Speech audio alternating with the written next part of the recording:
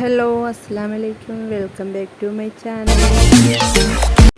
ഇന്നത്തെ നമ്മുടെ റെസിപ്പി വീട്ടിലുള്ള കുറഞ്ഞ ഇൻഗ്രീഡിയൻസ് കൊണ്ട് നല്ല ടേസ്റ്റിയായി വളരെ എളുപ്പത്തിൽ ഉണ്ടാക്കിയെടുക്കാൻ പറ്റുന്ന ഒരു ഡെസേർട്ടാണ് കാണിക്കുന്നത്. അപ്പോൾ വീഡിയോ ഒന്ന് സ്കിപ്പ് ചെയ്യാതെ ഒന്ന് കണ്ടേക്കണം. സബ്സ്ക്രൈബ് ചെയ്യാതെ കാണുന്നവരാണെങ്കിൽ ഒന്ന് സബ്സ്ക്രൈബ് ചെയ്ത് സപ്പോർട്ട് ചെയ്തേക്കണം. ഡെസേർട്ട് ഉണ്ടാക്കാനായിട്ട് ഞാനിവിടെ ഒരു പാൻ അടുപ്പിൽ വെച്ച് കൊടുത്തിട്ടുണ്ട്. 1 ടീസ്പൂൺ നെയ്യ് ഒഴിച്ചു കൊടുക്കുക.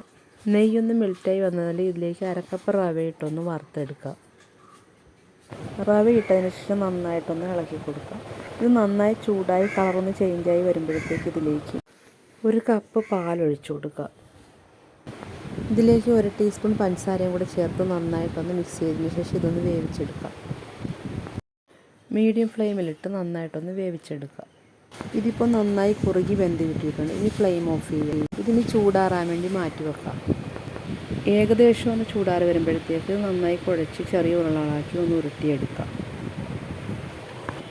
ഈ രീതിയിൽ ചെറിയ ഉരുളകളായിട്ടൊന്ന് ഉരുട്ടിയെടുക്കാം. ഓരോന്നും സ്ക്രാച്ച് ഇല്ലാതെ നല്ല രീതിയിൽ ഒന്ന് ഉരുട്ടിയെടുക്കാം. എല്ലാം ഇതുപോലൊന്ന് തയ്യാറാക്കി എടുത്തിട്ടുണ്ട്. ഇനി ഒരു പാൻ വെച്ച് ചൂടായതിന് ശേഷം ഇതിലേക്ക് 2 കപ്പ് പാലൊഴിച്ചു കൊടുക്കാം. ഇനി ഈ പാലൊന്ന് ഏകദേശം ചൂടായി വരുമ്പോഴത്തേക്കും ഒരു പാത്രത്തിലേക്ക് 1 ടീസ്പൂൺ കോൺഫ്ലവർ ഇട്ട് കൊടുക്കാം.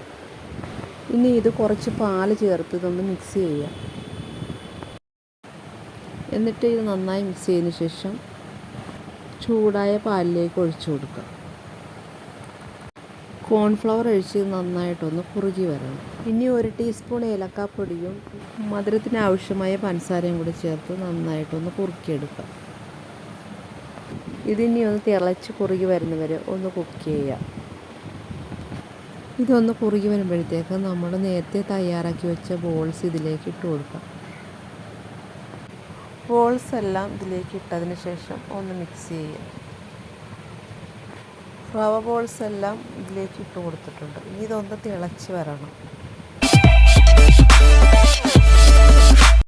ഇതിപ്പോൾ നന്നായി തിളച്ച് വന്നിട്ടുണ്ട്. ഇനി നമുക്കിത് ഫ്ലെയിം ഓഫ് ചെയ്യാം.